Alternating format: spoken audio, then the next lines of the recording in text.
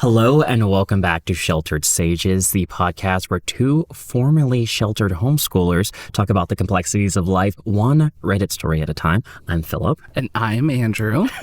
I got it this time. Yes. I didn't mix up the complications between sheltered and homeschool. If you didn't see it in the last one, you should at least watch the beginning of the episode. Two episodes ago. Yeah, that was I did the hyper speed one where I also terribly flubbed up, but I was talking 3 times the pace. Yeah. So that's 2 episodes ago. You should totally check it out. But welcome back again. If this is your first time here, welcome. If this is not your first time, welcome back. We're just going to talk about some fun stories today. There was a complication because I had a bunch of stories that I wanted to read before. And I basically was like, Andrew, if these people don't hear these stories, they're going to be very, very upset. They're incredible stories. Andrew also had a bunch of stories that he wanted to tell. So we've decided we're just going to tell you the stories that didn't really fit in the other episodes before. So if you want to try to figure out where these episodes came from, go ahead. But then also some of them are just kind of like outliers. We're like, this is just a really good story. We just want to tell it. See, I love how you're trying to paint it that way because the reality is we just have to these are just stories. We gotta go through them. So these last 2 episodes have also been just kind of the dump series episodes, but also we had no other place to put these in a concise episode. So we gotta share these stories somewhere. You have no idea how difficult it is to find topics that goes there that don't get weird. That don't get very weird. There's some weird topics. It's weird topics. Cleanish stories that have interesting things that aren't too long. It's when you start looking, you're like, okay, well, what is this story? Where does this fit in? But yes, Andrew, is there anything else we need to say before we start this episode? All I'm going to say is I'm just going to throw it up at the beginning. If you enjoy what you hear and if you've been listening to us for a little bit but haven't already, go ahead and subscribe if you're watching on YouTube or if you're listening on Spotify or Apple Podcast or any other podcasting platform. Give us a little follow. Give us a review. We would greatly appreciate that. And don't forget to send in your own listener write-ins. You can email us at shelteredsages@gmail.com and just give us a little bit of what you're doing. See if you're the picklefoot in your own situations. Absolutely. Yeah. Also, if you want to send us a story that you found on that subreddit as well, please do. Yeah. Send us stories, whether it's yours or not, and we'll see what they're at. Yeah, absolutely. All right. So I think we're going to go ahead and get started. Are you ready? Absolutely. But before we do that, should we start the episode now?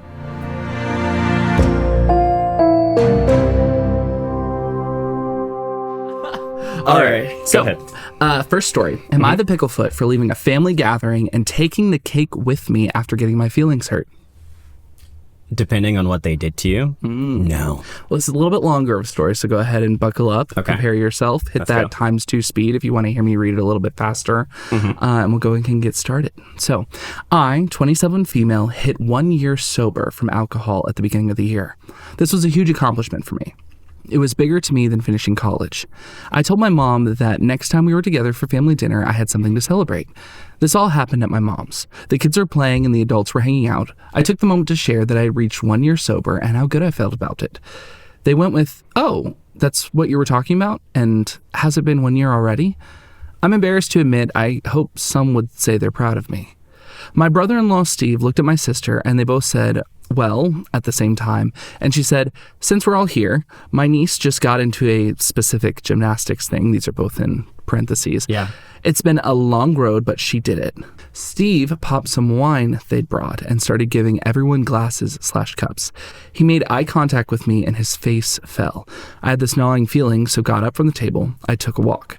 I tried to go through the moment mentally so I could be present for my niece to celebrate her success. But when I tried to go back to the house, my sister asked me why I left without saying anything. I said I needed a minute to myself. She looked at me funny and said, "Okay." I said I'd share something I was very proud of, and she bulldozed over it. My mom put her hand up and asked me what my news was. I said I'd told them. I hit 1 year sober. My mom said my generation always wanted praise for doing the bare minimum. That wasn't even an accomplishment. It was just what I needed to do, graduating high school. Oh. Yeah. I tried to make it through dinner, but found myself just not in the mood anymore. I decided to go home. Here's the direct thing I'm being called a picklefoot for. I brought a small berry chantilly cake, my favorite, to share after dinner. It was the one thing I decided I earned. The kids had definitely seen it. On my way out, I decided to take it home with me. I guess when they realized the cake wasn't in the garage fridge anymore, my sister called me up to ask me why I took it. I said I did it because it was my cake to celebrate my accomplishment. She said, word for word, "Are you serious? Oh my gosh, Emma, grow up. You are a baby." There were a few F-bombs that were dropped in that sentence that I cut for cleanliness. A few expletives before serious and baby. My mom later texted me directly to tell me how disappointed she was that I threw a tantrum because my niece got more attention than me. I didn't think her read of what happened is right, but that is why I'm asking you guys. Am I the picklefoot because I took home the cake in the end? Was that really childish of me, considering the kids saw it and then didn't get any? As I was putting on my shoes to leave, Steve found me and directly apologized and said he was completely oblivious in the moment. I know he did not do anything intentionally to hurt me. There's also a follow-up edit. "Hi everyone, just wanted to follow up and say thank you to everyone for your responses. I have a lot to think about when next time I go to therapy," which she is doing and actively working on. Good. "I do want to clear up a few things that I've seen a lot in the comments. I'm not in AA. I tried AA before, but it's not compatible for me. It works for a lot of people very well, and I'm happy for you if it does.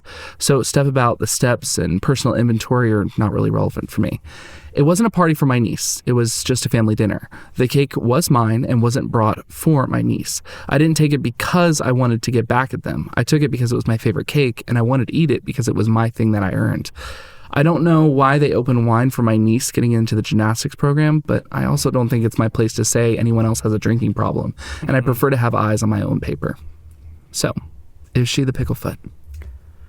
I think this is an easy answer for it. No. Yeah. She's not the picklefoot. I think it's unfortunate, though, the situation that we ran into. Yeah. So when you said first that she's sober, and so then she said AA, which is alcohol, right? Alcoholics Anonymous is AA. Yeah. Okay. So I'm assuming that she's talking that she's sober from alcohol. Yes, which she did specify at the very beginning. Yeah, sober from alcohol for a year, which, let's be real, for anyone, I thankfully have not, but I have had friends before who I know were, whether in recovery from alcoholics or other substances and things like that. Yeah. Being a year sober is no joke. No, that's a huge accomplishment.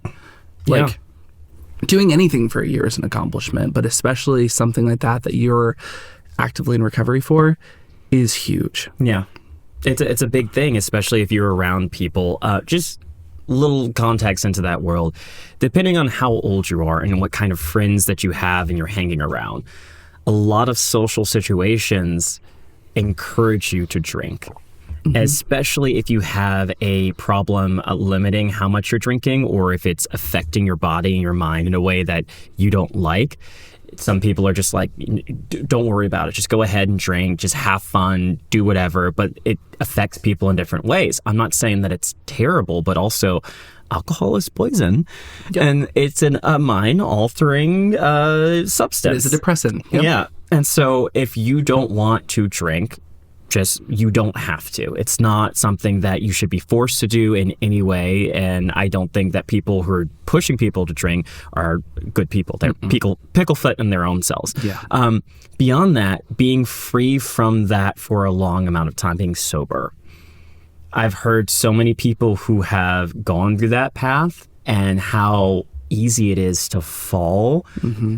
Fall back off the horse and then get back into it, because again, so many social situations have alcohol involved. Yeah. And so once she went over and said, "Hey, I'm sober and I'm really, really happy about this," the least they could do is say, "Congratulations, you did a good job. This is something that's great." Beyond that, I'd say if you realize that someone in the room is really excited about being sober for an extended amount of time, probably not the best time to pop open a bottle of wine.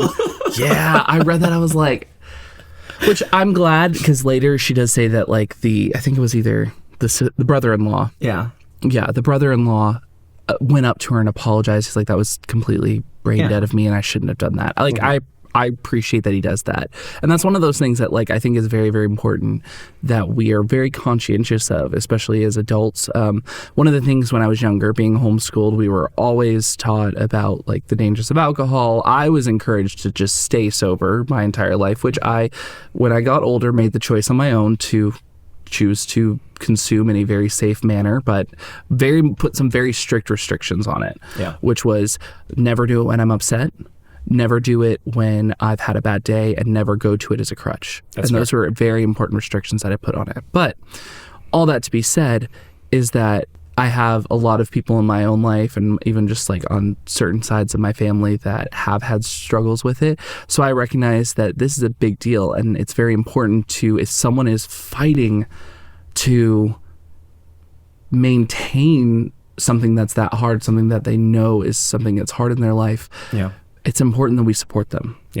And so like, it irritates me so much when you see a family that's just both dismissive of the accomplishment, and then again, even though it was apologized for so blatantly, it doesn't realize why it's important by opening a bottle of wine.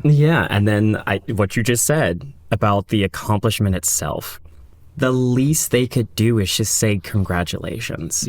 And I think there's this misconception that once you become an adult, that the adult things that you do are just expected, and that, you know, you don't have to worry about all those, the congratulations or something like that. It's hard being an adult. And we talked about that earlier.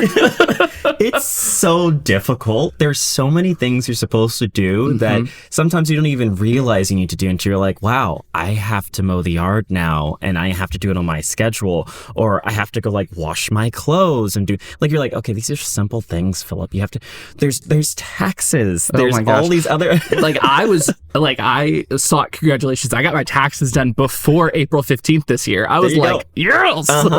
There you go. And so it's like, congrats. Well done. Thank you. Did a great job. I think people should give more applause to just the everyday things that individuals do, because it is difficult sometimes to do that. And also there are differing levels of how you're doing things, or how complicated it is for you to do something. Like we said, some people are really good or happy with taxes. They're like, oh, this is my favorite time of the year where I get to put in the information. I am not one of those people. I'm not one of those people either. Oh my goodness. And so if you're really good at it, congrats. Like, great, you did it again. For those people who are really, really, like, it takes a lot of time, a lot of energy, and you feel like you want to cry, congratulations even more to you, because you did it regardless. And so I just feel like she deserved a little bit of congrats. So like, no, she's not the picklefoot at all. No. And taking the cake, it's like, maybe that's not the best way to deal with it. Just like leave it behind. But also, if you want a cake to celebrate by yourself, you deserve to have that cake and celebrate it by yourself. And I think one of the things that I really like about this, that OP, they seem incredibly emotionally mature. Like, they were overwhelmed. They didn't blow up at their sister. They're like, I'm just going to go take a walk. I'm going to go and decompress. I'm going to stay at the dinner. Dinner's not really going my thing. It's not a party. It wasn't a celebration for anything. It was just a family dinner.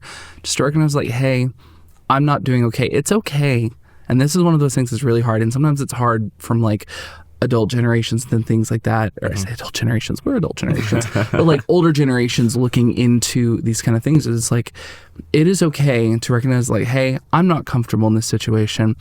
I'm not enjoying my time. You all are. So instead of trying to force myself to stay here and to be the quote unquote party pooper and like continue to stew in this, I'm going to extricate myself from this. I'm going to separate myself from this group, go home, enjoy this cake that I bought to celebrate for myself, that I did not bring for the purposes of celebrating with everyone. Well, they brought it to celebrate with everyone, but for their celebration. It was not brought for the niece. It was brought for her. And so at the end of the day, I agree with you, not the picklefoot. I'm going to get into some comments just because it was a longer story, but basically someone said they had wine, which naturally excludes you, right after you told them your good news. I'm glad you took the cake. And OP actually responded to that by saying, so at the bottom of the post, I talked about my brother-in-law, Steve, who was the one who opened the bottle. He apologized directly to me for it, and that's the look he gave me, was about what I think. He said that he was just on autopilot when my sister talked, and when he saw me, he was like, oh, crap. That was a stupid thing to do. I'm not mad at Steve, and I know he didn't do it on purpose to upset me or anything. Someone else said, and I think this is really great, Sweet OP, first, I'm not only thrilled for you, but I'm so proud of you. Honey, you didn't end up with addiction because you had such a supportive and functional family. All right, you didn't end up with addiction because you had such, and they do that in like all caps, a supportive and functional family. You are looking for love in the wrong places. When you have a milestone to celebrate, do it with friends. Do it at a meeting. Do it here. Do it on a Zoom call with random strangers. But your family of origin has lost access to the happy occasions in your life. They do not deserve you. Your sister and brother-in-law are rude and petty, and your mom really takes the cake. Being 365 days sober is a big effing deal. She strikes me as the type to tell someone who lost 100 pounds that they've done the bare minimum and are still fat. She's mean. It's time to significantly limit contact with your family. It's very hard, but you've done something way harder. Put yourself first. Love yourself. Celebrate yourself. They know where to find you when they are ready to stop being petty, nasty, and self-absorbed. And I think that comment takes the cake. Andrew, why? I don't know. I'm broken. It's early on a Saturday morning and we're recording outside of our normal recording hours. I cannot be held responsible for anything I say. I mean, that was good. I agree with them. I think, if they want to stop having the contact with the family members, that's absolutely fair. Absolutely. And there's also like a subreddit on there where you can just put in the small things that you accomplish or the big things that you accomplish. Yeah, I was reading it before. I'll possibly link it here so you can look at it. It's just like the little things like, hey, I cleaned my apartment, or I went over and left the house for the first time. Especially like, and I'll like, delving into personal stuff. It's like I struggle with ADHD and I'm back on medication now, which I hadn't been for a while. So I've been able to accomplish a little bit more. But when I wasn't on my medication, sometimes even just getting out of bed, doing one chore around the house felt like a huge accomplishment.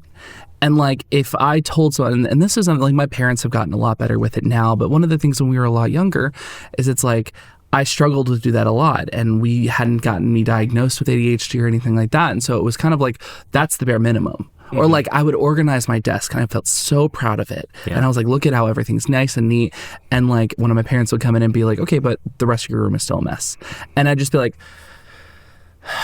and you just get deflated and you don't want to do anything else. And so it's like it's very important to be able to celebrate yourself too, to like look at it and write down your accomplishments, write down it. Here's another funny thing, and it's not even funny, but like, so like, I've utilized AI. We've talked about it a little bit about like out of the podcast, but I utilize AI for some of my more like just for a lot of the different things, projects and things that I have. It's good to have it to compile. Did you know that you can ask AI to congratulate you in like a heartfelt way, and it actually does, and it's really, really sweet, and like it's really supportive. And so if you need someone to like actively talk to who's encouraging you and supporting you, and you don't have real people, AI is an option. We are in therapy is still good. Therapy is also good if you need that support. But therapy costs a lot of money.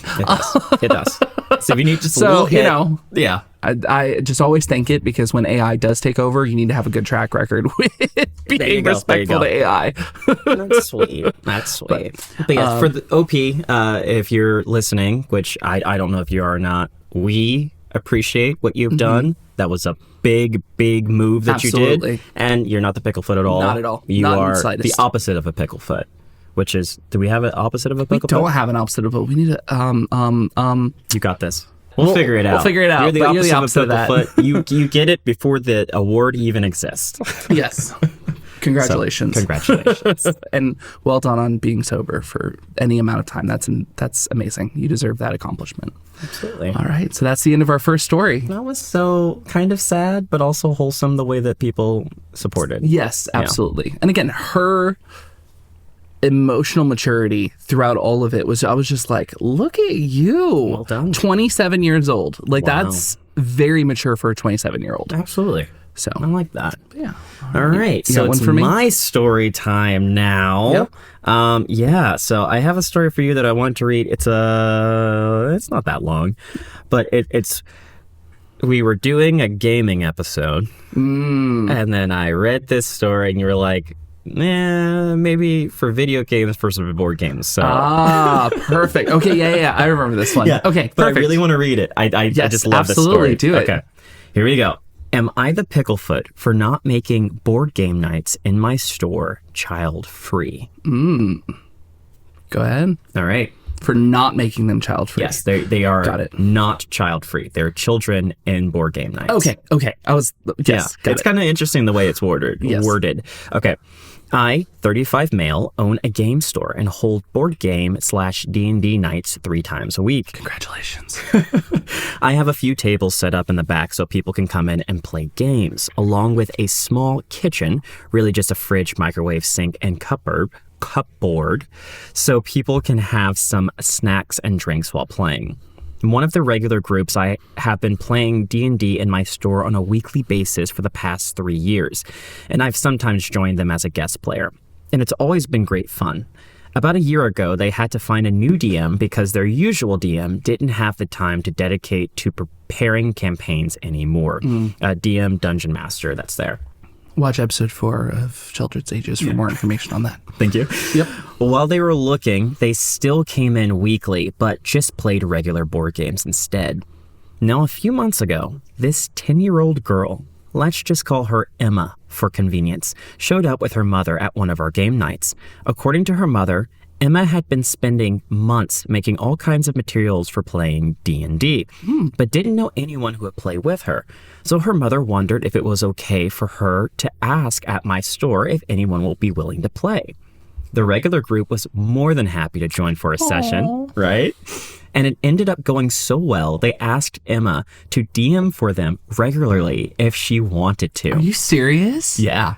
That's awesome. Right? I love that. Okay, I'm now about to probably get angry. Continue. Fast forward to now, and Emma is DMing 2 days a week. Wow. One time for the regular group and one time for one-off sessions for other people to jump in if they want. I swear this girl is a genius. She has memorized the entire player's handbook and monster guide and made a fully homebrew campaign that is genuinely fun and exciting. Though sometimes also surprisingly dark. Yeah, small. 10-year-olds, I can see it. Yeah, you're like, oh, goodness. Now for the problem. A few other people have started complaining about there being a child on game nights, saying the reason they're playing here is because they have children at home. Now that Emma is also coming to the game nights, they feel like they can't play games as they usually do because they keep having to think about whether their language or jokes are inappropriate for the presence of a child. I told them that I never said anything about providing a child-free space, so I won't be banning Emma from coming. So I'm sorry if they don't like it, but they are welcome to plan their nights on days where Emma isn't there or find a different place to play. I did tell Emma's mother that Emma is only allowed to be there as long as one of her parents is also present, not going to take any risk. So, am I the picklefoot for not banning children from game nights and telling people to basically suck it up? Nope. No, I didn't. I don't have to think about that at all. Okay. No, I think that's really, really cool. Like, honestly, at the minute you're like 10-year-old DM, that's right? And again, to be able to DM two nights a week, create a homebrew, like, I could go in from a DM perspective of how insanely awesome that is, and to be able to like do all that stuff. That all being said, I recognize that when you go to board game nights or things like that at a store, you want to be able to like kind of cut loose and things like that. And from what it sounds like, Emma nor her parents have complained about any of the behavior in it. This is all self-induced by the people playing the games or the people who are enjoying the content or things like that. They're the ones who are complaining like, oh, because there's a kid around, we can't talk like we normally would, or we can't make the jokes that we normally would, or we can't say the words that we normally would. So to them, I would say, maybe analyze the content of what you're saying and the jokes that you're making. Maybe they're not appropriate for a public environment. Maybe not. That's just my thing. I obviously speak differently when I'm around kids than I do when I'm not around kids. Which is fair. But at the same time, I don't, even if I throw in words or language or things like that, I would constantly try to be in a way that is okay that kids might be able to hear. Yeah. You know what I mean? Yeah. Like, I don't know. It's hard to say because it's like you sometimes you want to unwind, and I get that. But unfortunately, this is a public space, and the owner of the board game or of the game shop has said no. She's going to stay here, and honestly, she's a staple. She's here 2 nights a week. She is doing these things. There's 3 nights a week that you can play. If you don't want to be here the 2 nights she's here, go the last night. Yeah. She's being supervised. She's not being disrespectful. She's not being rude. If there were any of those things added, I could see it, but she's being a pivotal member of this. And honestly, and this is one of the things that's really important, game nights drive sales for board game shops and things like that. And if this girl is bringing in guests and customers and people who are interested in it, absolutely not. No, you need to be respectful of that and recognize that, hey, you're borrowing this space along with anyone else. So no, not the picklefoot in any capacity. I loved it too. The fact, like kind of where you're saying she's bringing in customers. And so deciding that she's not allowed to come in anymore just because the other individuals want to, let's say, drink and curse and do a little bit more inappropriate things for children that be around there. It's almost like you've decided, or you have to make a decision of what kind of atmosphere you want in your store. And he kind of decided, I'd rather have a more, I won't say forcefully, but a kind of dictated, cleaner atmosphere of the area where you're not saying curse words, you're not doing that kind of stuff, and allow this person to stay in the store versus allowing these other individuals that want to, let's say, cut loose and have that kind of other different kind of fun in the space. Kind of what you're talking about with the previous story. It's not everyone feels comfortable with, let's say, that kind of lifestyle. And so having a space where, let's say, a younger person wanted to come in and play this game, you don't have to worry about the adults cursing as much because it's a 10-year-old DM to begin with. Well, and I think the thing is, too, is it's like at the end of the day, he didn't ever put a limit on what they could say or do. This was all self-imposed. They're like, oh, well, we can't say these things now because there's a kid around, or we can't. It was like, okay, but he didn't do that. So this is your own like self-consciousness that's being like, oh, there's a kid around, I can't say these things. Or like, okay, so that's the decision that you have to make. But the owner of the store never said like, oh, no swearing, no inappropriate joke. Like they didn't do that. It was the person itself who was playing the game that felt bad about it. Yeah, and what you were saying is actually one of the comments there. So I'm going to hop into that. All right. Yeah. So one of the top comments says, I thought you were going to say there were children coming in and being disruptive, which would have been unreasonable to allow. Emma sounds absolutely great, like she's actually adding value to the game. Of course, she's in what's fundamentally an adult space, and her parents need to respect that. Do her parents actually mind if the adults have a beer or swear in front of her? And they said, not the picklefoot. The original poster responded. He said, her parents actually don't mind at all. Her mother told me Emma is smart enough to know what words she should and shouldn't use herself, regardless of other people's usage, and that alcohol isn't necessarily a bad thing as long as it's being drunk in moderation. So apparently the parents are okay with it. Parents are a little more emotionally mature than the people that are playing the game. The kid is okay with it. The parents are okay with it. The store owner is okay with it. It's these other individuals. I don't even know if they were part of the game or not. It doesn't sound like they're a part of the game. No. Yeah. They're just like, I feel uncomfortable. Like, I feel like I can't, like this, it's a 10-year-old. I don't know what I'm supposed to do. It's like, just be normal. And also, don't you have children? Like this, that's the thing. There's like, that's what they said. They had children. They have children, which is why they come. So it's like sometimes you need to recognize that maybe you're battling with some of your own discomfort, and unfortunately, it's through the lens of a child being around, where you're like, oh, maybe I need to like work on some stuff, and it's like only because there's a kid around. But no, I mean it's one of those things. It's even for me, like when I do like my professional D&D games, I don't do any live games now. Most of my stuff is play by post, but as the summer approaches, I'm planning on trying to do a few more live games and stuff like that. When I DM, I have a personal motto that I don't swear, I don't make inappropriate jokes, things like that. I want to be professional, I want to be opening, I want to be inviting to everyone to make sure that, you know, everyone feels welcome. I don't put that limit on my players. I let my players do what they feel comfortable with, but I let them know my encouragement is to keep it around a PG-13 rating. I don't want us to be talking about like incredibly inappropriate stuff that might make other players uncomfortable. But I don't put a hard limit on conversations or things like that unless it's literally like hate speech. Like I will hardcore shut that down. But that all being said, is it's like it's very important that you analyze why this is making you uncomfortable. And maybe that's something you need to work on yourself. Yeah. I just thought this is a funny story to me. The fact that her being so good at what she's doing made not everyone, certain people uncomfortable because they don't feel comfortable about what they can say or do around this child. Not because she's being a bad DM or because she's being disruptive or anything like that. It's their own behavior that upset them. And I'm so happy that the store owner is putting his foot 35 male, right? Yes. Putting his foot down and be like, no, I'm not going to tell her not to be here. Yeah. You work on yourself. Yeah. Or come on a night where she's not. Absolutely. Good on that store owner. Yeah. I like that a lot. Good on you, OP. Thank you. I also support the little kid DMs. Exactly. I was also excited because now we're like gathering the Avengers of little kid DMs. Oh yeah, because you've got the 10-year-old DM, you've got the girl from our one story that's blind as a player. Oh my goodness, we've got an elite team here that's coming. We need to gather them all up and have them do a whole an actual play. Yeah. There's like child laws against that or something. I don't know. I'm not gonna lie. I thought about it for a little bit when I was working with like at the after school of being like, I got a lot of kids here, and like if I got the parents' consent, we could have a very unique actual play podcast. There you go. It would be very interesting. A very so big niche. Weird. Questionable in ethics. Yeah, but absolutely. like if everyone's cool with it, again, like this story, I don't think it's a bad thing. Yeah, absolutely. But yeah, that was a good story. Yeah. Anything else from that one? Or nope, that's basically it. All right. Well, I've got another one for you. Okay. This one's a little bit more interesting for other reasons, actually, because this poster is very active on a certain subreddit. And I'll talk about that in a little bit. But for the next story I've got, would I be the Picklefoot if I threw all my mother-in-law's things out of my house after she moved herself in?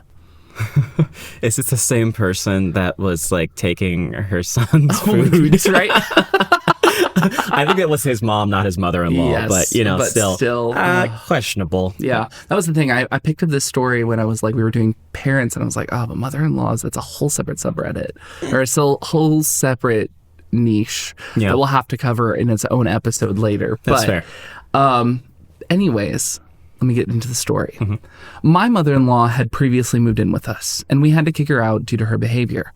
Then she moved in with her boyfriend, and he kicked her out too. So I'm going to add some interesting context to this.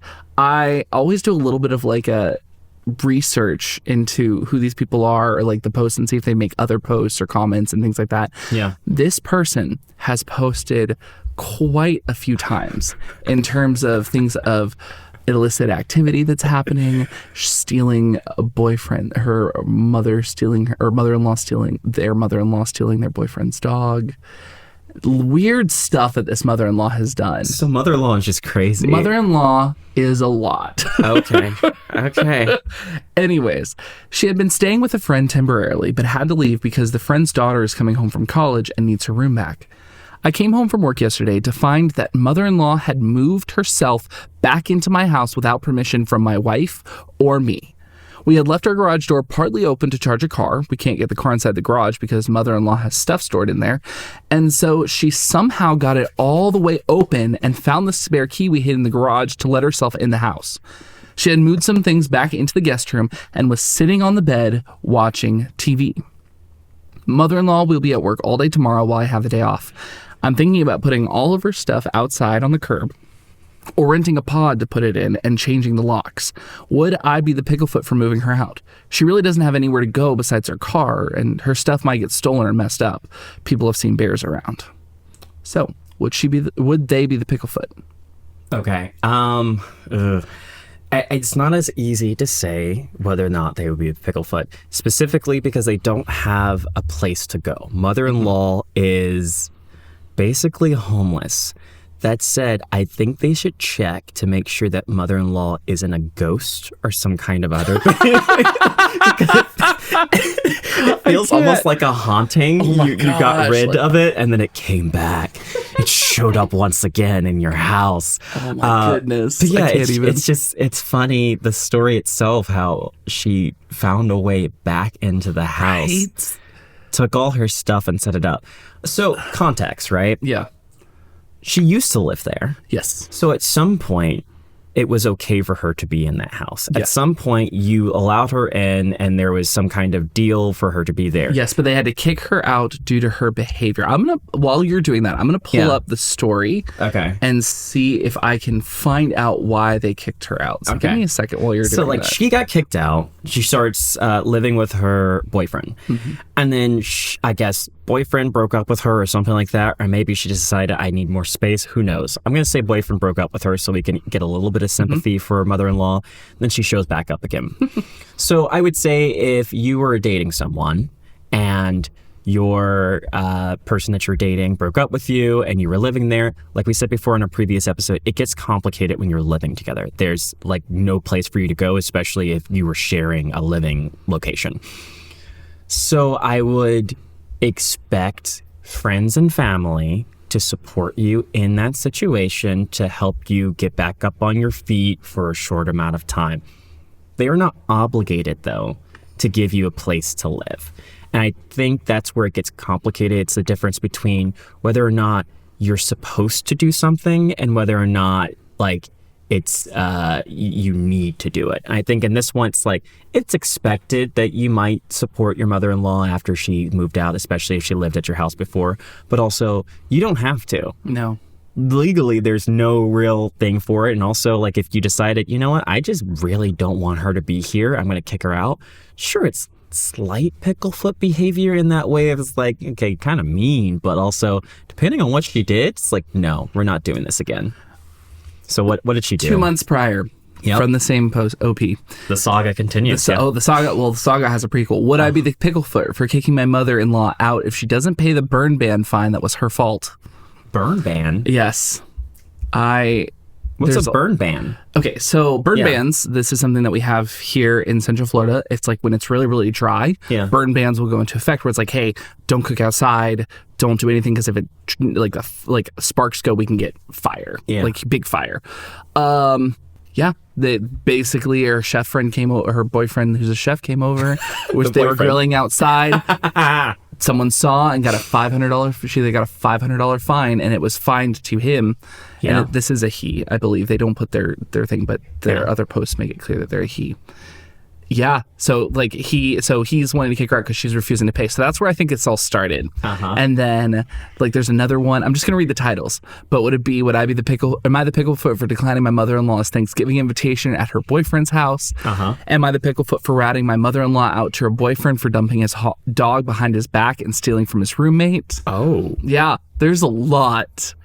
So apparently, if we're following the saga of mother-in-law moves in with son-in-law, then she gets kicked out after cooking outside during a burn ban, which she should have known, with the boyfriend. Leaves, and refusing to pay the fine. That's the big thing, is she refused to pay the fine. Gets kicked out, starts living with the boyfriend. Boyfriend starts doing crazy stuff. Mother-in-law still invites son-in-law over, and he's like, I am not going anywhere near you. Then suddenly, after all this craziness, something happens with boyfriend. Mother-in-law shows back up again, and this guy is like, no. We're kicked. I think it's, with that context, you're right, it's a little him more going, hey, I'm gonna get a pod, put all your stuff in pod, and you can deal with it that way. Yeah. Because I would just put it outside, like, no. Yeah. No, thank you. It's interesting. So part of my previous history, I think we've talked about it a little bit on the show, but I used to be a 911 dispatcher. And so we would have interesting stories. Obviously, I don't know where this thing, from some of the posts, maybe they're in Argentina, so I know different laws and things like that. Even different counties in Florida will have different rules on things like that. Yeah. But in the county that I worked in, this would... If a person lived at a location for over 2 weeks and was like invited to live there for over 2 weeks, received mail at that location, that person by law enforcement standards was considered a resident. In terms of they wouldn't they would not trespass you from that residence, because it's like, legally speaking, there's a lot more red tape in terms of if you live here, if you don't live here. Because it's like, say for example, you know, I like me and like when I lived with my parents, right? If I lived at my parents' house, lived there for years, and all of a sudden one day my parents put all my stuff back on the back porch, called and was like, "Hey, you don't live here anymore. You're out." Yeah. Legally speaking, I still live there. And yes, they can go through the process of evicting me from the house and removing me from the residence and trespassing from there. But someone can't just kick you out of a property that you've been living at without due cause, without proper reasoning to do so. So things like that. So when I first read this, it instantly brought me back up to like all of these stories that I got. And it was called a Signal 66. It was a civil matter. And I put so many civil matters in every day because of things like this, where it was like, oh, so-and-so isn't leaving and I want them to leave, or so-and-so. Like, basically, police would show up, make sure it doesn't escalate into a bigger situation, and then they would be like, "You got to go to court." Yeah, and like we can't do anything about this. Unfortunately, this is all for court.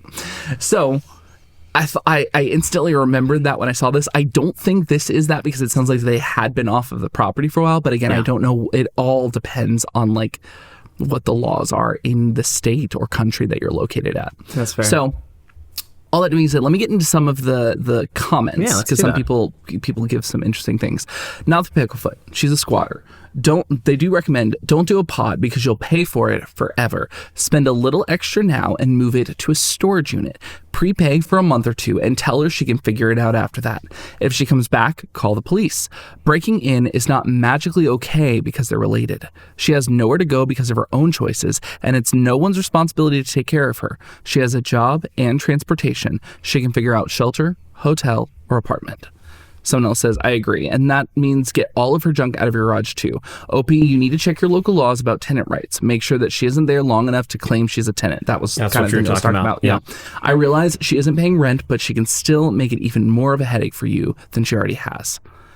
OP, they talk about it's just an interesting situation.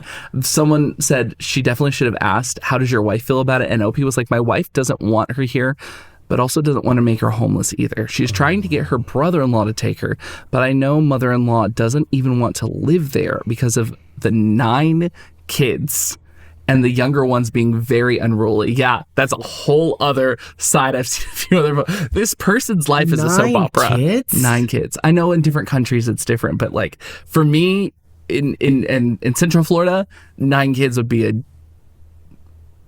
nightmare.